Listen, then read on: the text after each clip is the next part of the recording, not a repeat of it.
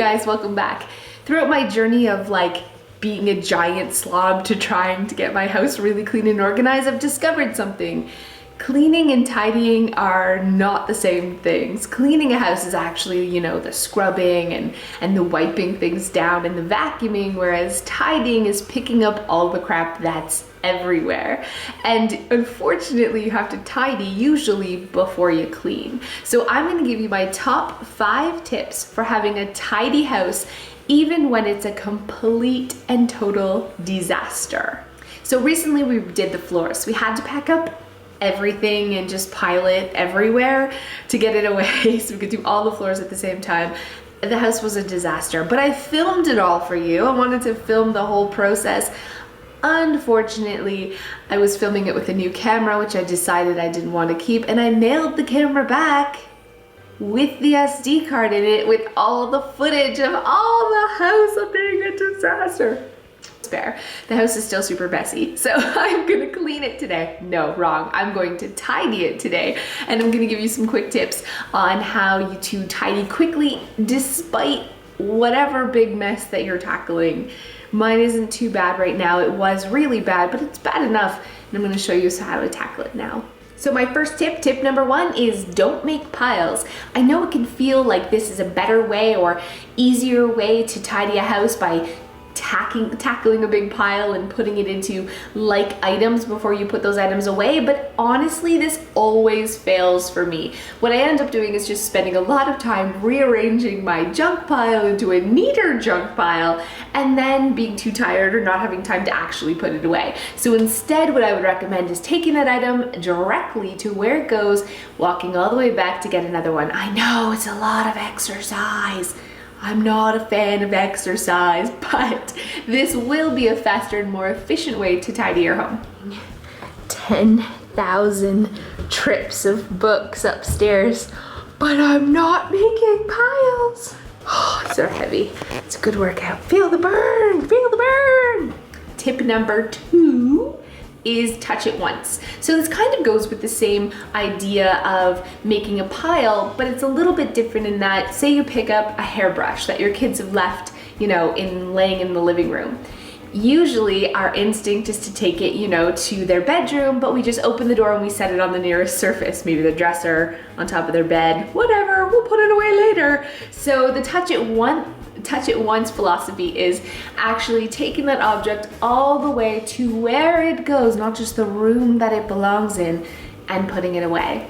Tip number 3 is making a home for the homeless. So I don't recommend doing this while you're tackling a big job. Instead, create like a homeless bin or a bag or a basket. Keep it on hand when you're doing your tidying and toss the stuff that, and only the stuff you don't know where it goes. Otherwise, you're picking up this item and you're just kind of looking around for where it could go, and you end up just stashing it somewhere else because it doesn't actually have a home.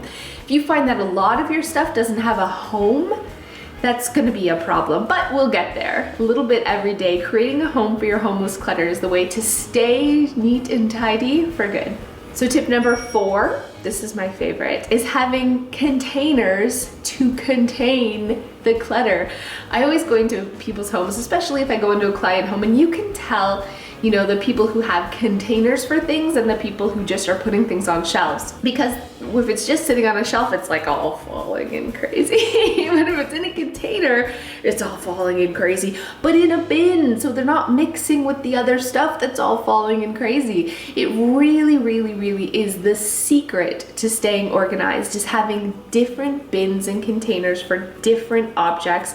You know, I like even labeling those containers, but having containers to contain the clutter, you can't win. You can't win against the battle of clutter without it. And last but not least, tip number 5, when in doubt, toss it out. So if you're coming across something and you're like, I don't really know where this goes, or I think I might keep it, I'm not sure where it should go, throw that crap out. You don't need it if you're not sure.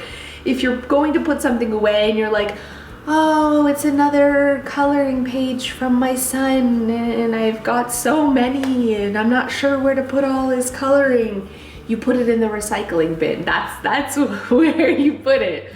I know that makes me horrible, but you'll never notice. And you're gonna have a tidier, cleaner house and more time to spend with your family because you're not surrounded by all their stuff that they just leave everywhere. So those are my 5 favorite tidying tips, not cleaning. There definitely is a difference between cleaning and tidying. I'm still trying to hammer that into my husband when he's like, I cleaned the kitchen, and there's like crumbs everywhere. I'm like, you tidied the kitchen.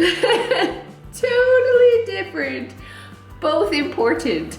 But anyways, so yeah, those are my tips, and I will see you next time.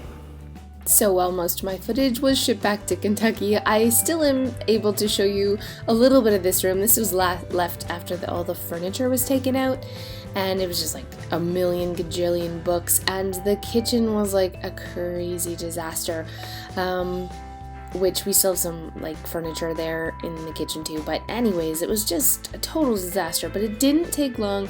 I followed my 5 steps to a tidy house, and in under a day we were able to totally put everything back together and clean everything up. Well, tidy everything up anyways. So thanks so much for watching, and I can't wait to see you next time.